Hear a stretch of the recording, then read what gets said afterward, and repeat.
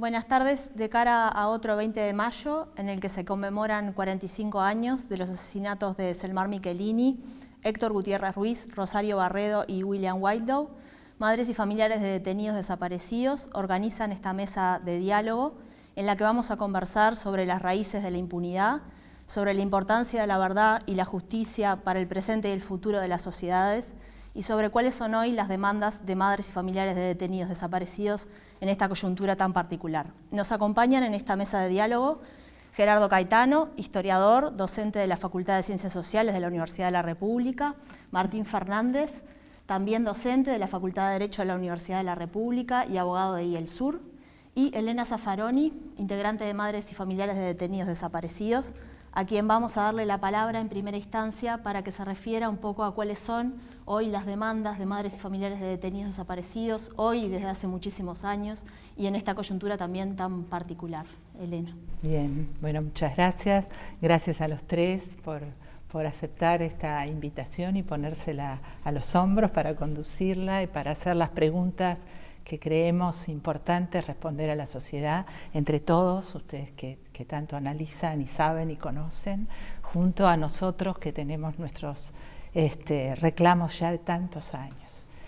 Este día en que también sucede la desaparición de Manuel Liberov y que a los 20 años de eso que hoy queda tan claro que fue como un símbolo del terrorismo de Estado en América Latina, en lo que fue el Plan Cóndor, lo que fueron estas situaciones donde se persiguió con mucha agudeza y muy puntualizado a todos los estratos de la sociedad y a representantes amplios de esa sociedad. Nuestro reclamo hoy, nuestra consigna hoy, a tantos años, sigue siendo en esencia la misma: ¿dónde están? No a la impunidad, no al silencio, justicia, memoria.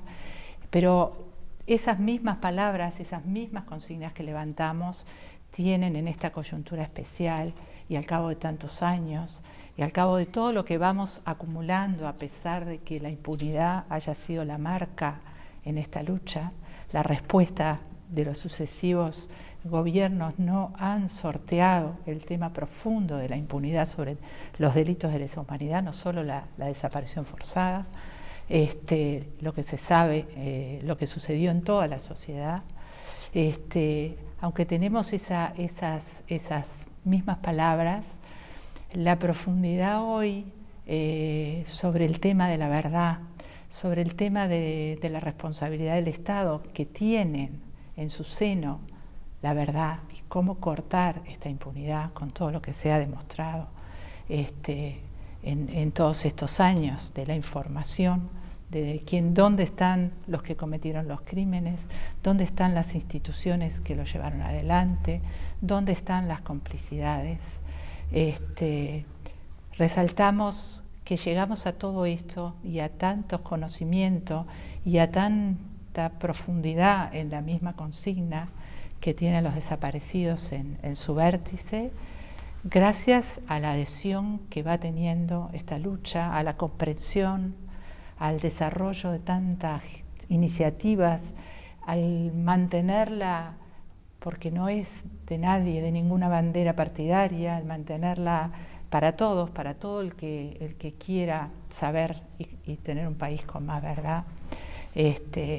Bueno, en esta pandemia, en esta situación tan dura del país, con tantos desocupados, con tanta gente que no tiene cómo sustentar la familia, esta marcha nuevamente virtual está teniendo amplísimas adhesiones. Y también comenzamos en medio de estos días con esta entrega de documentos irrelevantes, pero que confirman una vez más que en las instituciones está la información. Tienen esos documentos, están ahí, y es hora que podamos tenerlos todos. Familiares ha pedido los archivos de la OCOA y ¿qué suerte han tenido, qué respuesta han tenido del Poder Ejecutivo? Bueno, eso ha sido público.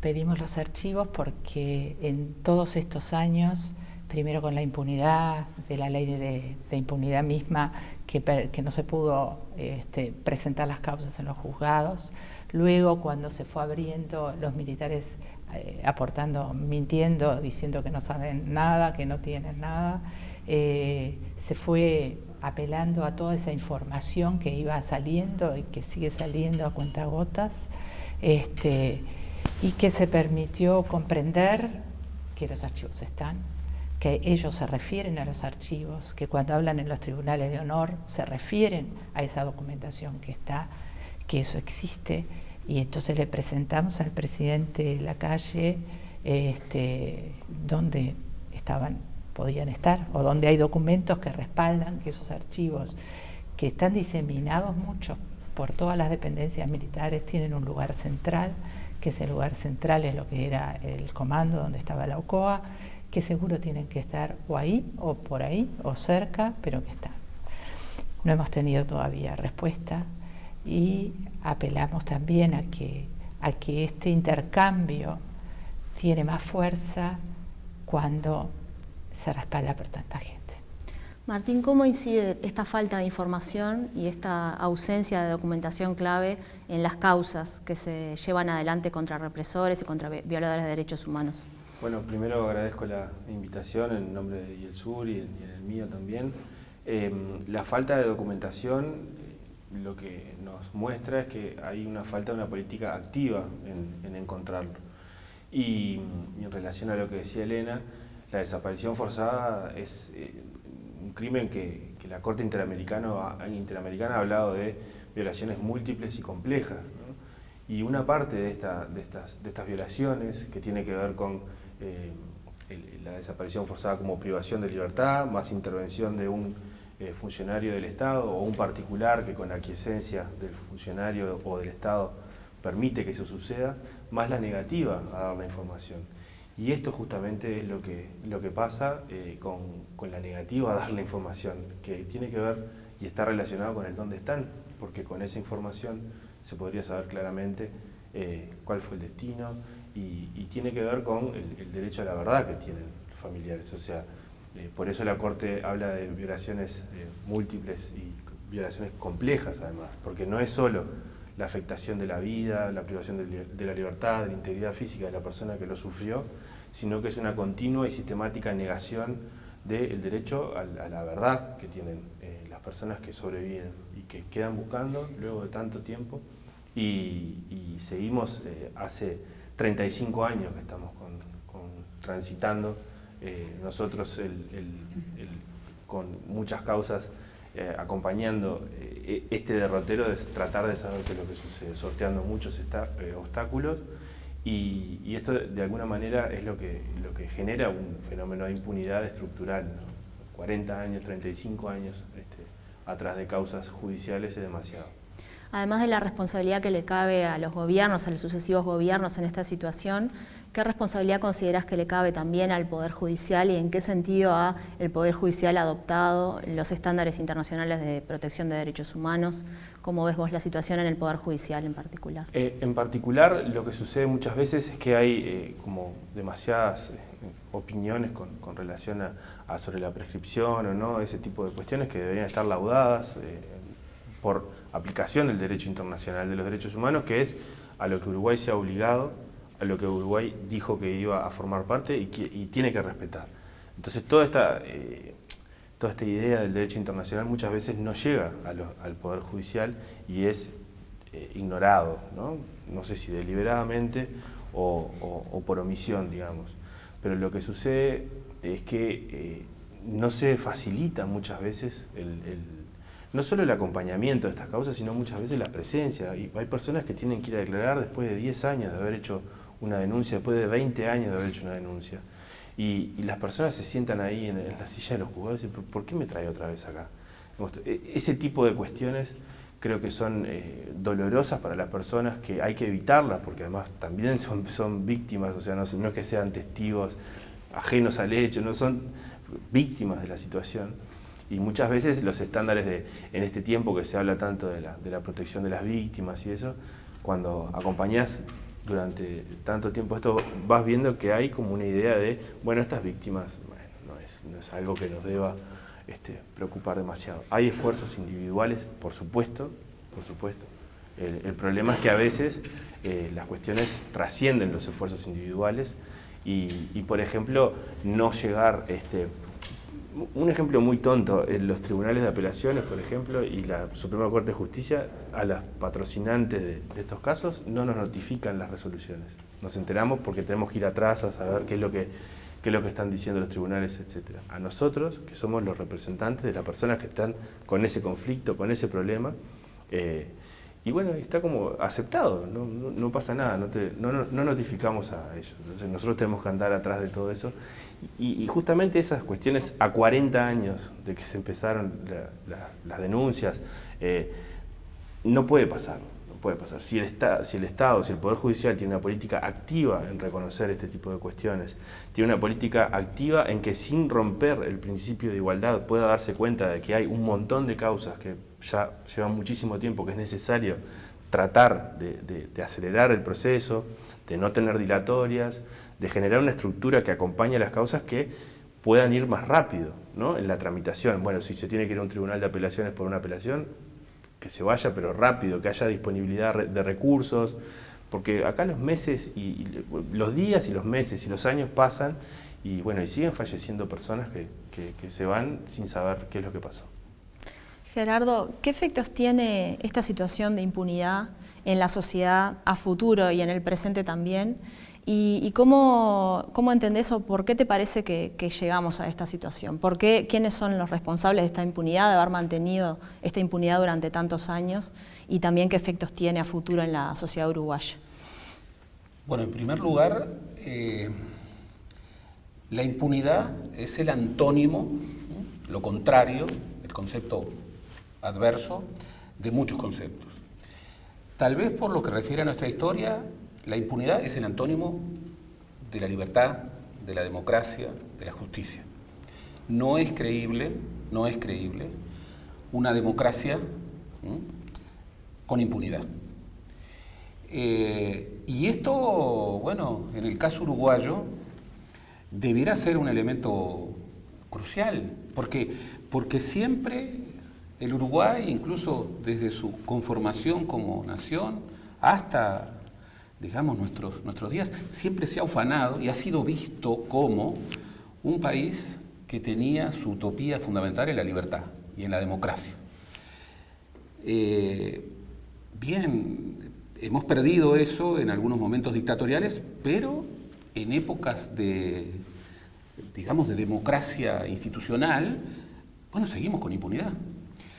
Y eso, en primer lugar, implica, bueno, una democracia débil que tiene esta vulnerabilidad, la vulnerabilidad de aceptar, ¿no?, como un sentido común que entre las fronteras de lo que se puede hacer y de lo que no se puede hacer, bueno, romper la impunidad aparentemente está entre las cosas que no se puede hacer y no es admisible, absolutamente. Una democracia no puede ser creíble plenamente con impunidad. Y los responsables son bastante claros, por más que la responsabilidad está, como siempre, dispersa. Hay un foco inicial de responsabilidad que tiene que ver con los victimarios directos. Entre esos victimarios directos, la mayoría eran militares, pero no solo militares. Ya en la dictadura había civiles. Por eso es una dictadura civil-militar. Ellos han mantenido no solamente los que viven de aquella época, han ido transfiriendo de generación en generación, lo cual es gravísimo, porque una generación de militares que no está involucrada en aquel momento terrible de ruptura constitucional, de violación primera del rol del ejército, no tiene por qué hacerse cargo ni adherir a un pacto de omertá que proviene de aquellos que violaron la Constitución, de los dictadores. Sin embargo, eso ha ocurrido y ocurre. Ese pacto de omertá se inició con civiles y militares, victimarios directos, pero luego es muy claro, evidente, esos pactos de omertá se trasladaron a los partidos políticos. Y acá hay que ser claro, hay que ser claro. Por supuesto de que hay partidos que tuvieron una responsabilidad primera en esos pactos de impunidad, pero parte de esos pactos de impunidad cruzaron al conjunto de los partidos políticos. Y esto hay que decirlo con tanta firmeza como tenemos que decir que esta no es una causa de la izquierda o de tal partido, no, es una causa de derechos humanos que trasciende cualquier frontera, cualquier divisa, y que es una causa que tiene que ver con núcleos fundamentales de nuestra convivencia. En ese sentido, quienes una y otra vez, porque eso también tiene que ver con la impunidad, han ido construyendo un negacionismo, una suerte de contrahistoria, que se hace sobre la base del agravio de la historia con evidencias, y plantea la historia de las percepciones. No, aquello no fue una guerra, aquello no fue una dictadura, fue un gobierno de facto. Hay también una ilusión terminológica. El negacionismo que hemos visto, bien, también forma parte de la impunidad. Y ahí lo que hay que pelear, y todo lo que ocurre forma parte de una lucha en donde Familiares ha tenido, sin duda, la bandera principal, pero atrás de Familiares estamos todos, Familiares somos todos. ¿Por qué? Porque es una causa de todos. Y obviamente lo que se ha conseguido y lo que se va a seguir consiguiendo, porque en definitiva lo que se prueba una vez más cada año y cada semana es que hay posibilidades de llegar a la verdad, hay posibilidades de avanzar en la justicia. Lo que no se podía hacer, se puede hacer. El presidente de la República es el comandante supremo de las Fuerzas Armadas. Lo que tenemos que saber es si puede ordenar a las Fuerzas Armadas que están bajo su dirección. Hay más documentos. Bien, lo que tenemos que construir y conseguir es un sentido común en donde volvamos a construir las bases de un orden democrático. Y en ese marco estamos en una situación un tanto ambigua, porque por un lado vemos que hay mucha disposición, al menos desde el punto de vista discursivo, de las actuales autoridades a buscar, conseguir, o por lo menos a todo lo que obtengan, hacerlo público y dárselo a familiares y estar comprometidos en la causa de los desaparecidos, pero por otro lado tenemos el resurgimiento de discursos negacionistas que nunca se fueron, digamos, pero que aparentemente resurgen con discursos, por ejemplo, de integrantes de la propia coalición de gobierno. ¿Cómo estás viendo vos esa ambigüedad y también si considerás que existe margen para avanzar? ¿Y en qué sentido también esto no se transforma en una disputa, se ha transformado y ha sido siempre fruto de disputa política? Porque por más que es una causa de todos, los partidos de alguna manera intentan llevar agua para su molino y erigirse como los que hicieron más que otros en esta disputa. ¿Cómo ves esa politización también de la político-partidaria, ¿no?, de la causa? Esto es una pregunta muy importante. Una sociedad democrática es una sociedad pluralista por definición. Pensamos distinto. Tenemos visiones ideológicas, políticas, sociales diferentes. Y eso no solamente hay que consentirlo, sino que hay que celebrarlo. Y tenemos un primer acuerdo básico, que es un acuerdo para disentir. Es un acuerdo para que nuestro adversario no sea enemigo, sea adversario. Es fundamental. Pero entre esa plataforma común que debemos asumir como los requerimientos fundamentales para convivir en la diferencia, bueno, el respeto irrestricto de los derechos humanos y el nunca más a dictaduras, genocidios, violación flagrante de derechos humanos fundamentales, es crucial. Cuando eso se politiza, lo estamos malbaratando. Eso, por supuesto, que hay que diferenciar la politización de un asunto con la partidarización. Son dos cosas distintas. Estoy hablando de cuando eso se incorpora como un asunto de política partidaria. No. Eso es un asunto político, claro, pero es un asunto político de otra magnitud. Hoy estamos en una política de las percepciones. Las percepciones predominan sobre las evidencias. Entonces, se supone, y hay algunos que viven haciendo política sobre la base de eso, que no hay realidades, sino solamente pugna de percepciones. Y que estas percepciones no tienen que ver tanto con los contenidos de verdad o mentira, sino que tienen que ver con la performance de cómo se dicen, y cuándo se dicen, y con qué oportunidad, y quiénes lo promueven. Hay que sacar eso, sobre este tipo de asuntos. Hay que pelear contra eso y hay que pelear contra otro sentido común, con respecto a otro sentido común. El presidente de la República ha dicho que tiene disposición a tener políticas activas para todo lo que sea necesario para buscar los restos de los detenidos desaparecidos, para avanzar en estos temas fundamentales. Yo le tomo la palabra, yo le tomo la mejor versión. La mejor versión de otro, entre otras cosas, nos mejora, porque discutir con la peor versión del otro no exige muchos argumentos. Entonces, en la interpretación de las palabras del señor presidente, lo primero que debo decir es que yo le tomo la palabra y yo apuesto a su mejor versión. Y en ese sentido, como comandante supremo de las Fuerzas Armadas, creo realmente que él tiene el poder para llevar adelante políticas activas que, por ejemplo, busquen documentación en los cuarteles y en las habitaciones y en los institutos de la Seguridad Nacional, del Ministerio de Defensa y del Ministerio del Interior. Tiene la autoridad constitucional para hacerlo.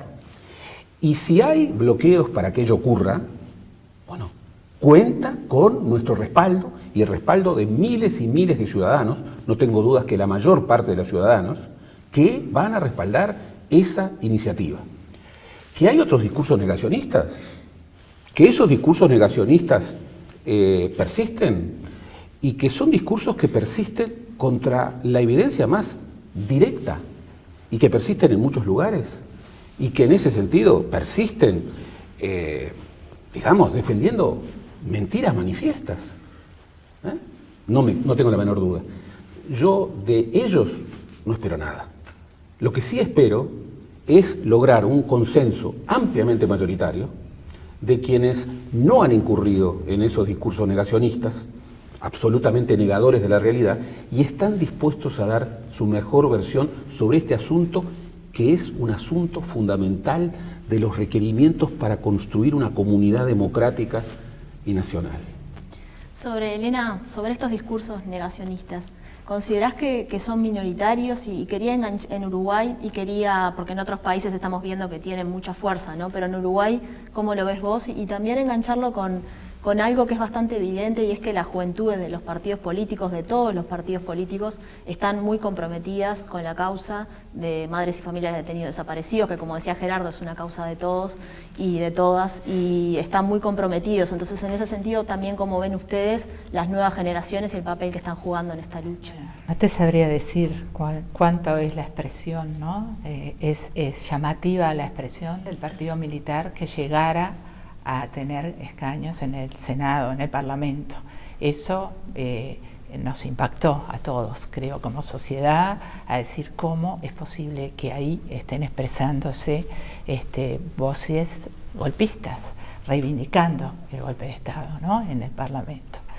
Las juventudes de todos los partidos, me parece que esto lo toman con otro sentido común, como dice Gerardo. Creo que para los jóvenes la justicia y el no admitir la impunidad es la cosa más compartida, y los deseos de la libertad y todo eso es absolutamente compartida, y muchas veces estas cosas quedan opacadas porque no se logran ensamblar sin banderas partidarias, como dice él.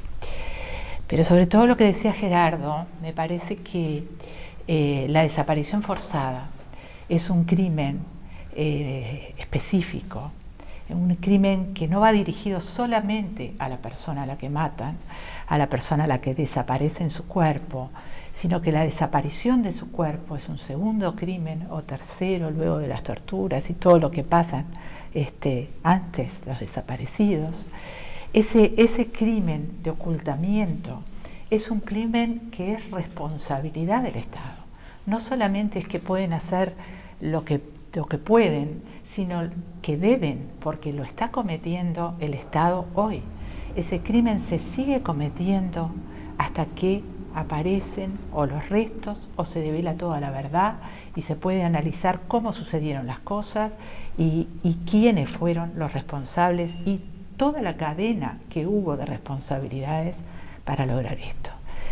Esos crímenes tremendos que están enquistados en el Estado y aceptados hoy, con la información que ya sabemos, que hay muestras que han demostrado que existen, son una puja también dirigida a los gobiernos democráticos. Son un mensaje que nos dan, que les están dando a todos los gobiernos. ¿Por qué no los entregan? ¿Por qué están ahí? ¿Por qué tienen un poder mayor que el poder de la democracia lícita que tenemos y que podemos discutir si estamos de acuerdo con estas leyes o con las otras, pero que se llega en las reglas de convivencia que tenemos? Eso es de una gravedad tan grande y de que no se asumen como voy a ayudar y no, yo soy el que lo estoy cometiendo. Y son los tres poderes del Estado que lo están cometiendo. Y cada chicana que acepta un tribunal de apelaciones, un juez, está yendo en ese camino de ocultamiento cuando es sobre la temática de los desaparecidos y cuando es sobre los delitos de Estado, porque los delitos cometidos por el Estado no es lo mismo que los delitos cometidos con cualquier banda particular de lo que sea, que se ocupe de lo que sea. Esos delitos tienen otra forma y otra incidencia en el país. Los delitos que comete el Estado es que cambia su rol, cambia absolutamente el rol. Y en los delitos que mantiene el Estado también está cambiando el rol, cuando no los persigue, no solamente los persigue, los termina. Y si no generan como doble poder, porque ¿quién manda en estas cosas? ¿Quién tiene el poder? Si no es el legítimo poder que depositamos y que respaldamos cuando toman estas direcciones. Es fundamental, yo creo como Gerardo, que estamos en un momento en que si bien las políticas hacia el trabajo, hacia la gente, están siendo yo no las comparto, ni nosotros como familiares en muchas de ellas tenemos posturas que no compartimos absolutamente y son muy regresivas en los derechos. En este tema se da la situación de que aparentemente todos los gobernantes están de acuerdo en avanzar en las declaraciones. Se llegó a ese punto. Y bueno, está en su resorte. Nosotros solo podemos seguir exigiendo, siendo más, comprendiendo lo que es esto y comprendiendo que es una obligación, no es si pueden. Están siendo con esta, liviandad en que han llevado las reestructuras a fondo, que no las han llevado de un Estado dictatorial como fue durante 12 años al Estado democrático. Hemos quedado como en una transición que en muchas cosas se han mejorado, que en muchas cosas ni que hablar, que tenemos libertades y en muchos aspectos sí, pero esa primer transición que se consolidó con la impunidad a todos los hechos, a todos los delitos que cometió el Estado, no se termina. Y con los desaparecidos han sido especialmente, no sé cómo decir, duros o mantienen su bastión. No solamente es que nosotros, las familias, que claro que queremos y que no vamos a abandonar esta lucha que nos une el alma, ¿no? Pero no es de las familias, no es de las familias, es un bastión de la impunidad, del terrorismo de Estado enquistado en unas Fuerzas Armadas que no tienen sentido mantenerlas así. ¿Por qué les parece que las nuevas generaciones han tomado esto como bandera, una gran parte de las nuevas generaciones, y que ven en esa lucha que de alguna manera se sienten identificados? Y creo que ven esto, que ven el sentido, la lógica, el mundo que quieren.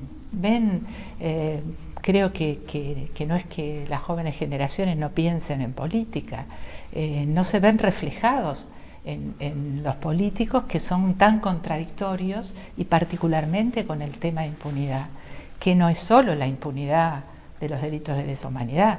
La impunidad tampoco se iniciaron con estos delitos, ¿no? Las sociedades desiguales, el poder mantiene una impunidad que, si no se controla, nos lleva a no creer en nada, ¿no? Y creo que los jóvenes ven en esto banderas creíbles, ven a los familiares lo que los mueve, que es su familia, y el que al haber estado en este lugar te da una responsabilidad también, porque viste y viviste y chocaste contra esa impunidad todos los días de tu vida, que buscaste respuestas, y no podemos callarlas. No podemos decir que tenemos un Estado perfecto o bueno, aunque haya políticas buenas en nuestro Estado, en otras cosas. Martín, y la cuestión esta de que muchos actores mencionan de la salida a la uruguaya de la dictadura, con todo lo que eso implicó, y capaz que también le pregunto a Gerardo lo mismo, ¿qué efectos te parece que ha tenido y que todavía tiene? ¿Cómo podríamos evaluar esa salida a la uruguaya, entre comillas, ahora, tantos años después? Sin lugar a dudas, Gerardo va a poder aportar mucho más que yo en ese sentido, pero sí es claro que para el avance, para el tránsito normal que debería tener cualquier causa judicial, realmente fue un obstáculo, digamos, insalvable, ¿sí? Porque determinó archivos, determinó paralizaciones, determinó hasta una constitucionalidad de la ley de caducidad, y de alguna manera eso ya el derecho internacional lo tenía resuelto. O sea que desde hace mucho tiempo que venimos con esta pugna entre la idea de que somos un Estado soberano, entonces no tenemos que someternos a lo de afuera, cuando eso lo hicimos voluntariamente, esta separación, ¿no?, del tema del derecho, y sobre todo con estos temas, que de alguna manera creo que esa idea de salida a la uruguaya ha obstaculizado esto, ¿no?, mucho tiempo, y bueno, es recién con una reinterpretación de un artículo de la ley de caducidad que dice, bueno, investigue el Poder Judicial. Teníamos un Poder Judicial con esa idea y con esa interpretación secuestrado en este tema al Poder Ejecutivo. No podía actuar el Poder Judicial. Entonces, creo que eso ha sido malo para el avance y malo para la idea de que esto no puede resultar sin verdad y sin justicia, ¿no? Ha sido, o contribuyó mucho a que esto suceda. Bueno, y el Poder Judicial, ¿no? También, ¿no? Lo que incide eso en el Poder Judicial, claro, mismo, no solo para estas causas. Sin duda, esta es una cuestión de Estado, y cuando hablamos de Estado tenemos como el atajo de, estamos hablando del Poder Ejecutivo. No, estamos hablando de los poderes públicos, y los poderes públicos son 3, y hay espacios, digamos, que tienen, por ejemplo, la Fiscalía General, pero su ubicación institucional, representa a la sociedad, son lo que en otros países se llama el poder extrapoder, pero la asunción de que este es un delito de Estado tiene una profundidad enorme. Por eso cuando se habla de la salida a la uruguaya, y se habla de que, como se ha hablado y se sigue hablando, de que la transición uruguaya es ejemplar, y se la ha identificado mucho con la salida española. Bueno, miremos lo que ocurre en España. Miremos lo que ocurre en España. Cuando los protagonistas que sobrevivían a la muerte de Franco, que tuvieron que construir la transición, y los hijos de los protagonistas asumieron echar al olvido esta idea de, bueno, tapemos, y allí había habido una guerra civil, pero tapemos. ¿Con qué nos encontramos hoy, 50 años después? Que los reclamos, que la investigación sobre quiénes están en las fosas públicas, en las fosas generales, incluso veía esta semana una fosa en un cementerio que tenía la referencia de que ahí estaban republicanos asesinados. Bueno, ahora un proceso judicial que llevó a que se abriera para ver quiénes, para dar nombre, historia, legitimidad, el testamento que selecciona y nombre, el nombre.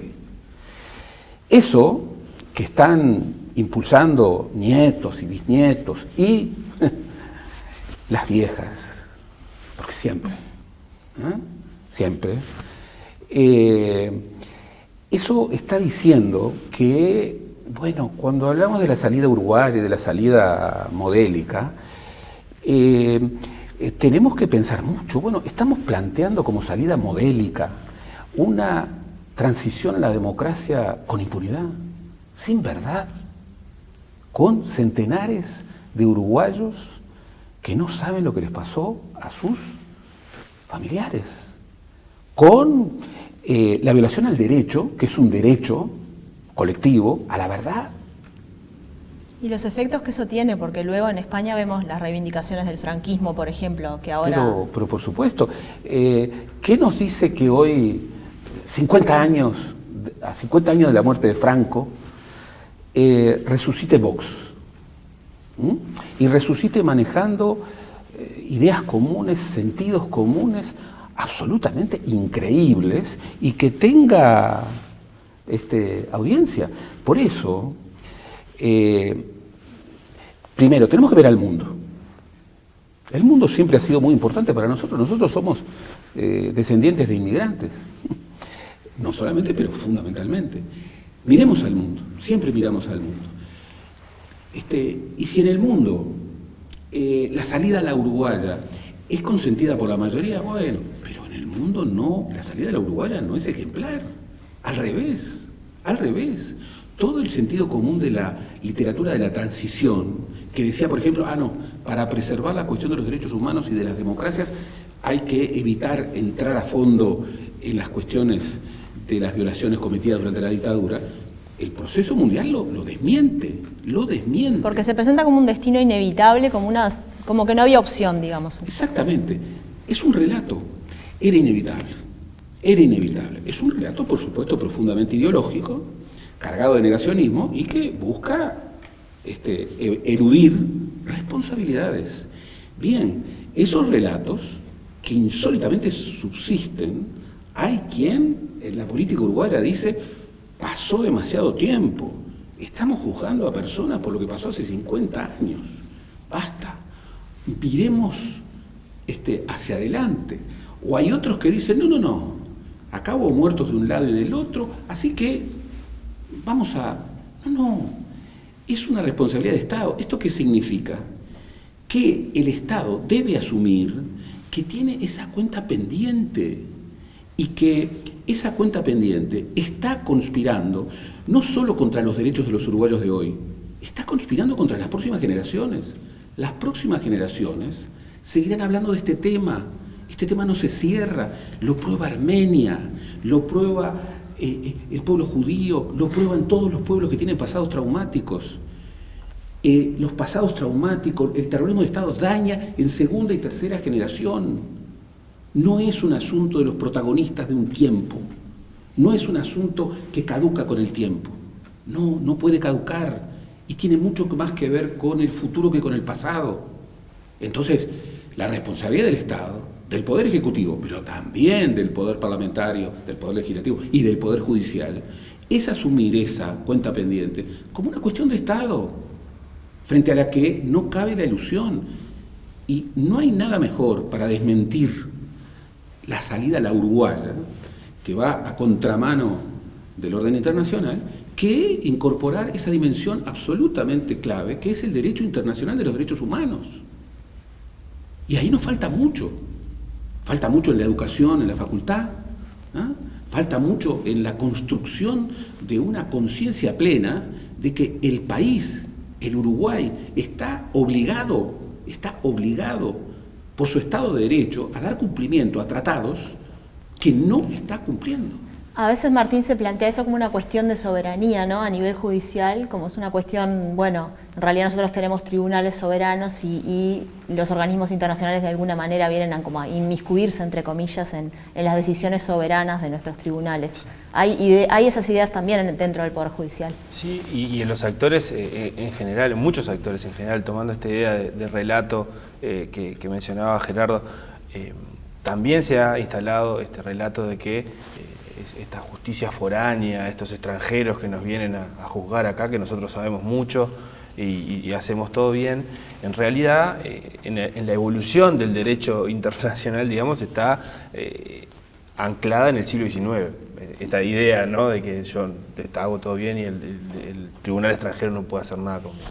O sea, Uruguay se sometió voluntariamente a eso, entonces eso forma parte de un relato que hay que insistir en deconstruir, porque si alguien se somete voluntariamente a formar parte de un tratado, lo saca a lucir, cuando el organismo del tratado te dice estás haciendo las cosas mal, bueno, achá la cabeza y mejoralas, porque vos formás parte voluntariamente de eso. Y otra cuestión que tiene que ver con el relato y con lo judicial es esta idea de la falta de garantías, o de lo que se ha hablado con relación a que acá hay un derecho penal del enemigo, que Gerardo mencionaba, cómo puede ser que estemos juzgando a personas de hace 50 años. Bueno, nada más alejado de la realidad. Se han presentado inconstitucionalidades de cuánta cosa existe por ahí, se han analizado, la Corte ha dicho no, tiene que seguir investigando. Se ha presentado la inconstitucionalidad de la ley de creación de la Fiscalía de Crímenes de Lesa Humanidad, cuando la Fiscalía, dentro de un proceso, claramente es parte. ¿Cuál es el problema de que unifique el criterio con relación a este tema? No hay ninguna violación ahí. Pero claro, han presentado los recursos generales, digamos, de inconstitucionalidad, de prescripción, etcétera, etcétera, que son posible que lo presenten, pero a su vez también hay procesamientos de personas que son ratificados por tribunales, condenas que son, o sea, el tribunal tiene 3 jueces, ¿no? Y hay condenas que son ratificadas hasta por la Suprema Corte de Justicia, o sea, con 5. Digamos, ¿dónde está la base de realidad en que acá hay un ejercicio de falta de garantías para los enjuiciados? ¿Dónde está eso?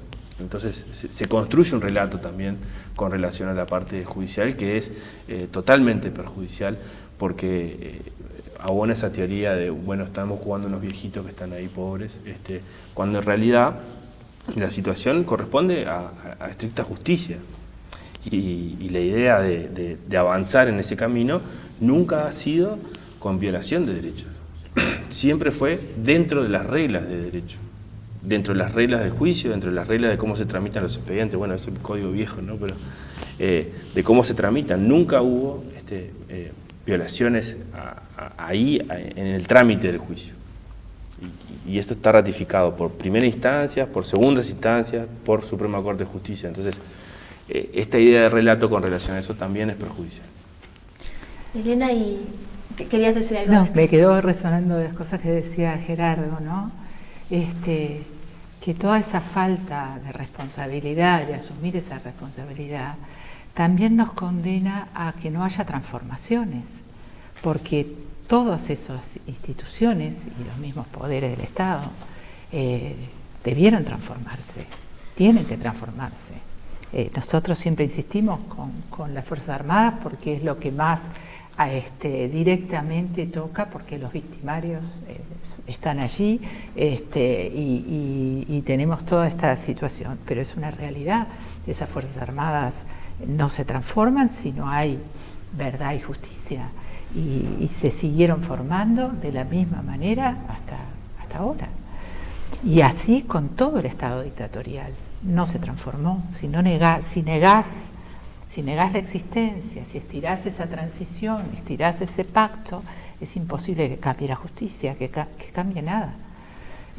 Ahora hay unos cursos aparentemente de formación en cuestiones bueno, siempre los hubo, digamos, pero se hizo público, que hay un intento de quizás ampliar un poco la bibliografía en términos del pasado reciente. ¿Como familiares fueron invitados de alguna manera a esas instancias de formación de oficiales o no? ¿Se han involucrado en ese proceso?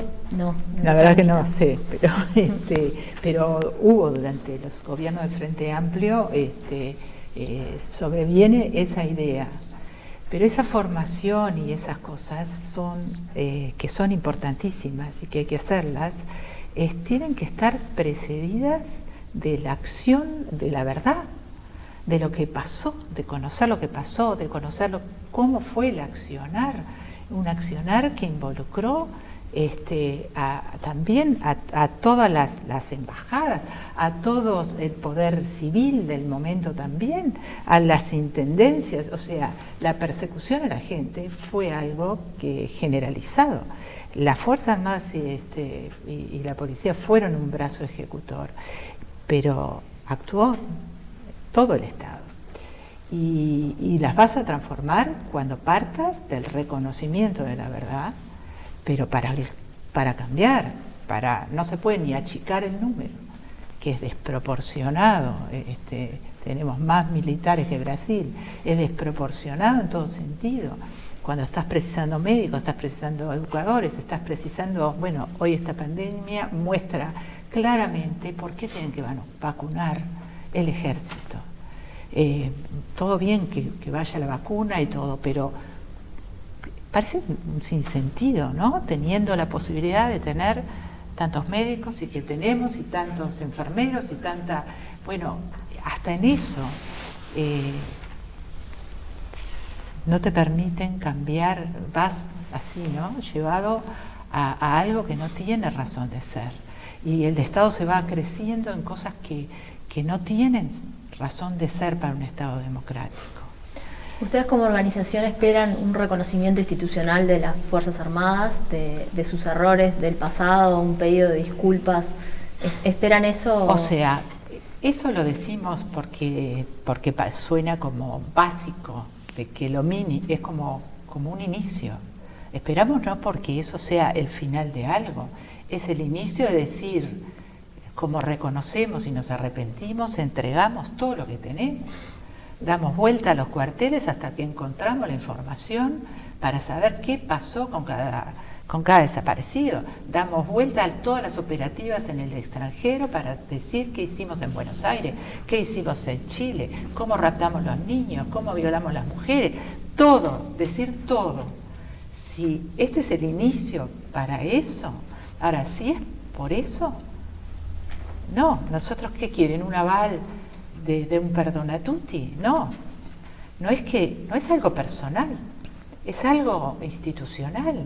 No es que nuestra palabra como personas tengan valor en esto, es que se lo deben al Uruguay entero, no es a nosotros. Así que eso sí, que se dice y que uno parece que no puede decir no, pero ¿qué es eso? Ay, te pegué, disculpa, y te vuelvo a pegar hoy, y te tiro y mañana te clavo el cuchillo y no quería, pero te lo clavo del otro lado. No.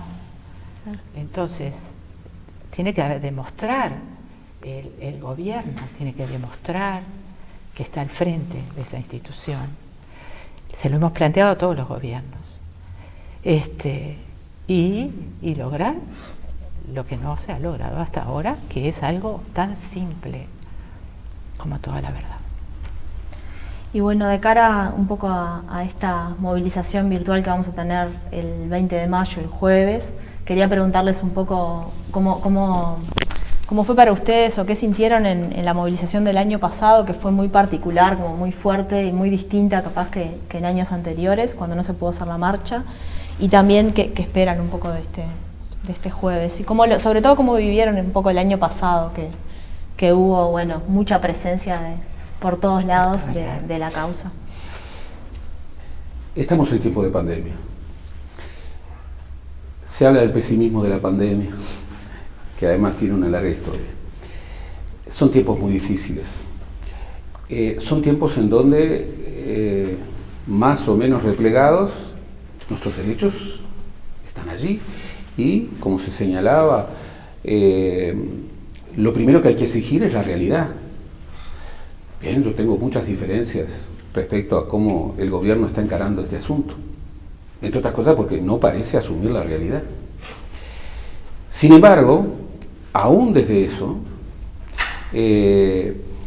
confrontando las evidencias con las percepciones, lo que podemos sentir como el núcleo de realidad más profundo, respaldado incluso por la ciencia, contra los relatos para prevalecer en la pugna partidaria, sigo pensando en la mejor versión.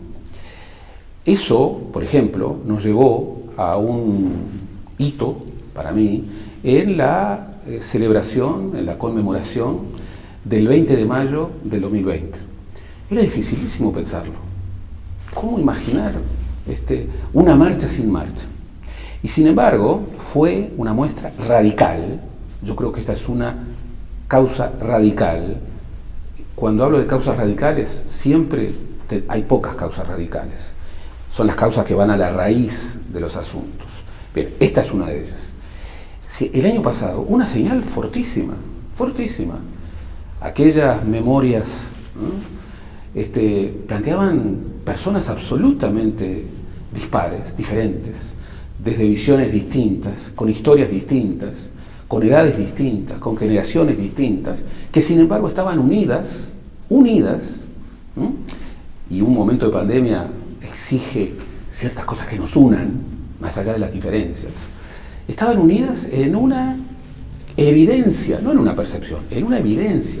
Estaban abrazadas, estábamos abrazados a un detenido desaparecido, reclamando justicia, verdad, memoria y reparación. Era un grito. En pandemia, yo creo que fue un gran impacto y un gran acierto poder encontrar una forma inteligente en un contexto tan difícil de conmemorarlo. Creo que hoy estamos ante un reto mayor, ante un paso más. Podemos interpretar mucho por qué salieron estos documentos. Yo no voy a entrar en eso. Yo voy a asumir la mejor versión del Estado, del presidente de la República, del poder parlamentario, del poder judicial.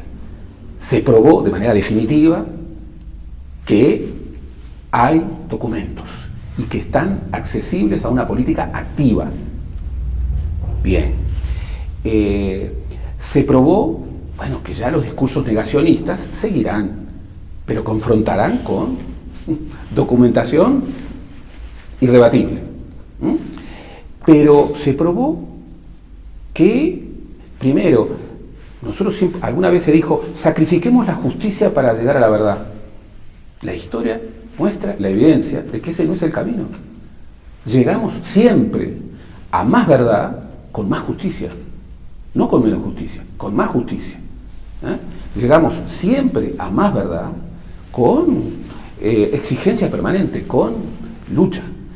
Bien, hoy la exigencia de documentación que está identificada, la exigencia de que quien manda finalmente demuestre que manda y de vuelta a los cuarteles y de vuelta los ministerios buscando esa información y esa documentación que existe.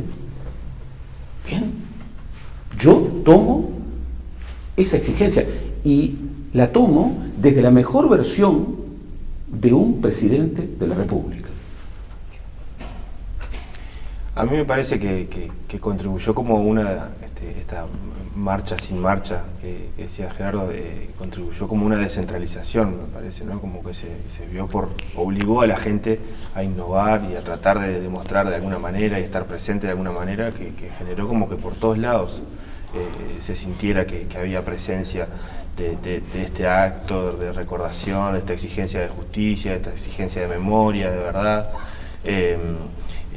La pregunta por dónde están, creo que se generó como una descentralización y sobre todo, como decía Elena, este contagio a gente que no lo vivió, generaciones más jóvenes, creo que también tuvieron que al no poder pensar en marchar literalmente, tuvieron que ejercitarse en el sentido de vamos a crear cosas interesantes para poder estar presentes en este día en toda la ciudad. Eso fue lo que me pareció a mí, pero no tiene ninguna relevancia científica.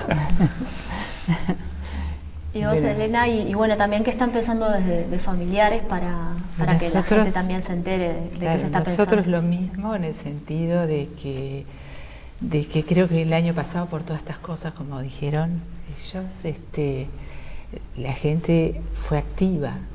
Y cuando se da la participación, cuando se abre la posibilidad o cuando se apela a que esto se va a hacer visible, si cada uno desarrolla lo que piensa, hace algo, ¿no? Tiene que dar ese paso, y se dieron y volvieron también iniciativas que nos incluían y que bueno, que después confluyeron en el mismo 20, me parece que también muestran esa potencialidad que con tantas cosas del miedo, del autoritarismo, de no sé qué, que las están recortando, ¿no?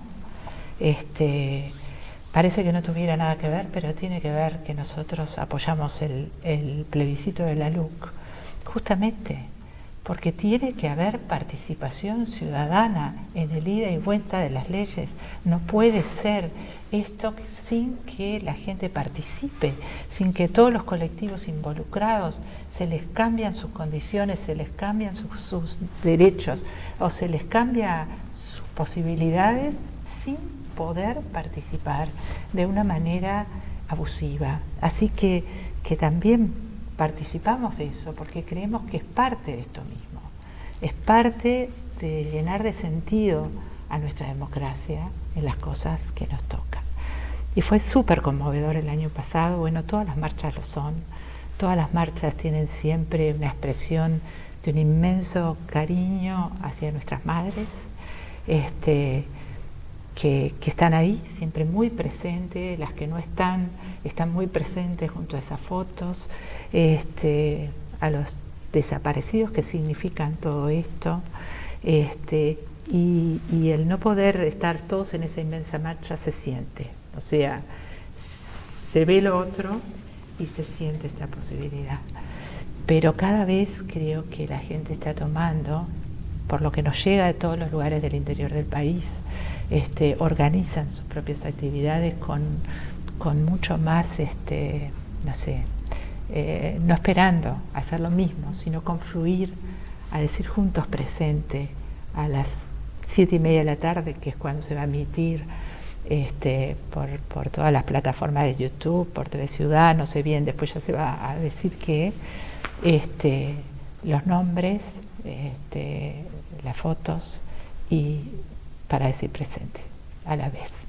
El año pasado se escuchó bastante fuerte en todos los barrios. En muchísimos barrios, todos los lugares, en las cooperativas, van a ver también proyecciones, bueno, van a ver todo lo que se les ocurra, que hay gente que se les ocurre cosas impresionantes, y por ahí tiene que ir. Bueno, muchas gracias a todos y a todas, y muchas gracias a ustedes también por estarnos acompañando. Y los invitamos ahora a ver unas imágenes de una canción de Spuntoni Mendaro, y bueno, invitarlos también a seguir movilizados de cara al 20 de mayo.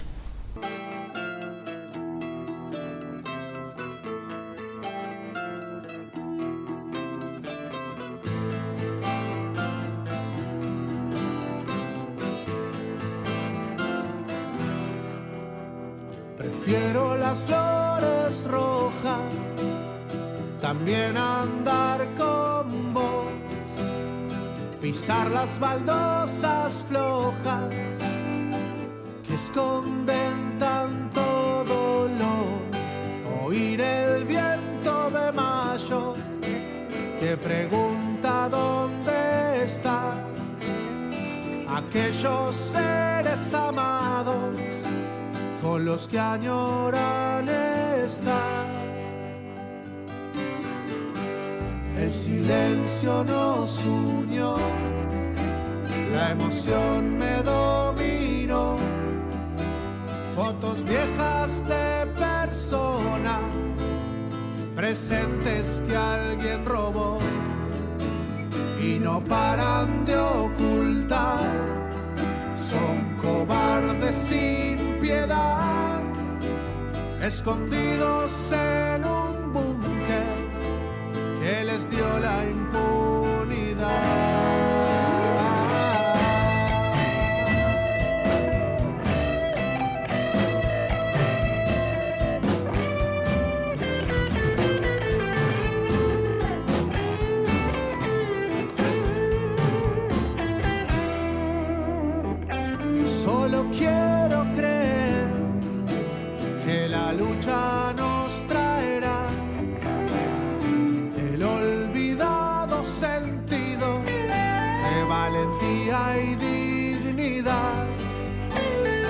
sacar del fondo de un pozo, sacar del fondo del mar, saldar con esta vergüenza y que sepan la verdad.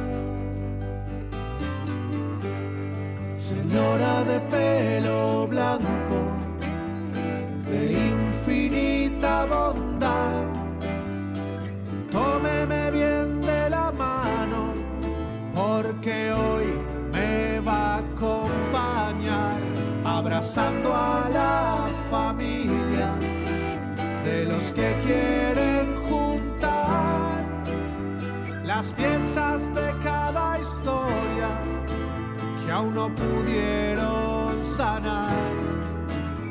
Señora de pelo blanco, señora de pelo blanco, señora de pelo